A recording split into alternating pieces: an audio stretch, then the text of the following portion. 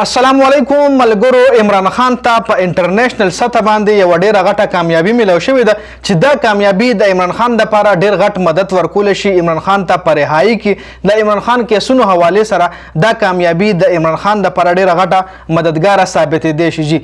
د کانګرس 376 ارکانو کې 368 ارکانو دا قرارداد پاس کړی دی چې پاکستان کې کم انتخابات شوي دي دغه تحقیقات ته وکړل شي. دغه انتخابات صاف او شفاف نه دي شوي. دینه علاوه پی ټی آی ته بل کامیابی دا ملو شوې ده چې اقوام متحدہ کې د عمران خان گرفتاری حواله سره د تشویش اظهار هم شوې ده چې د عمران خان باندې څومره هم کیسونه دي پاره کې قانوني تقاضې نه دي پوره.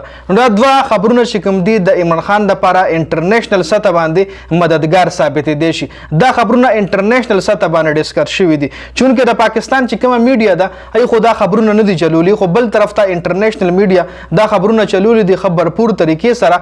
ډان نیوز کې راغلي دي چې پی ټی آی اوس د عمران خان کیسونه په انټرنیشنل عدالت کې هم چیلنج کول شي ځکه انټرنیشنل سطح باندې هم د عمران خان کیسونو حواله سره ډیسکشن شوی دی، خبرې شوی دي. او بل چې کانګرس کم قرارداد منزور کړی دی چې پاکستان کې کم انتخابات شوی دي دا غیر تفتیش وکړل شي، دا غیر د انویسټیګیشن وکړل شي، دا صاف او شفاف نه دي شوی. نو دا هم د عمران خان لپاره یو ډیر غټ او یو ډیر د خوشحالي خبره ده جی. بل طرف ته چیف جسٹس قاضي فایز عیسی یو ځل بیا د مریم نواز حکومت بچ کړی دی. نن د سپریم کورټ نه پرون د سپریم کورټ نه دا غټ خبر مخې ته راغله چې سپریم کورټ الیکشن ټریبونل چې کوم لاهور های کورټ جوړ کړی وو نو هغه لاهور های کورټ الیکشن ټریبونل چې کوم دی هغه سپریم کورټ معطل کړی دی. دا غي نوټیفیکیشن معطل کو سپریم کورټ اوس ولې معطل کو ورېږي ځکه دغه ټریبونل چې کوم دا د مریم نواز خلاف جوړ شو، د مریم نواز په مرضی باندې نو جوړ شوی. نو هغه ټریبونل چې کوم دی قاضي فایز عیسی معطل کړی دی او دغه ټریبونل چې کوم فیصله راتلی نو به ټیک د پی ټی آی په حق راتلی او د پی ټی آی په حق کې چې څومره زیاتې فیصلې راتلې دومره د مریم نواز حکومت دپاره دغه فیصلې خطرناک ثابتې دی شوې. د مریم نواز حکومت هم په دغه فیصلو باندې ختمېدی شو. نو ځکه د مریم نواز حکومت یو ځل بیا چیف جسټس قاضي فایز عیسی د ختمېدو نه بچ کړی دی. بل قاضي فایز عیسی الیکشن کمیشن ته هم هدایت جاری کړی چې دوباره د نو ټریبونل تعینات کړل شي.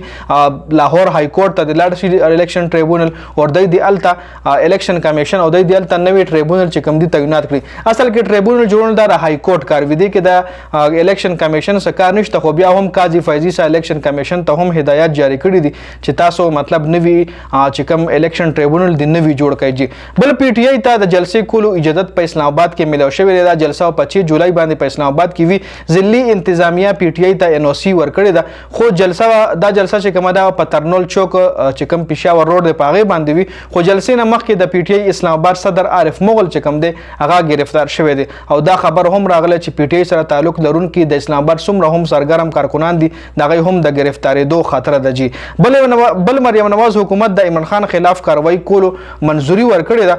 کاروایی کولو چې مطلب په عمران خان باندې نور هم کاروایی وکړل شي او په هغه د نور هم کیسونه جوړ شي او کیسونه د په ډېر زیات جوړ شي. ډېر زیات دفعات په هغه کې شامل دي چې یو غټ دفعات دار شي عمران خان دی عمر کیر شي بس عمر ته په جیل کې پروزیدا مریم نواز چې کوم دی باقاعده دی اجازت ورکړی دی. نو سلیمین ګنډاپور باندې هم خلکو دا زور راوړل دي چې په کې پی کې اسمبلی کې د مریم نواز خلاف داسې مقدماتو منظوري ورکړل چې څنګه چې هغې د عمران خان د مقدماتو منظوري ورکړې ده. بل عدت نکاح کیس باندې هم سماعت شوی دی.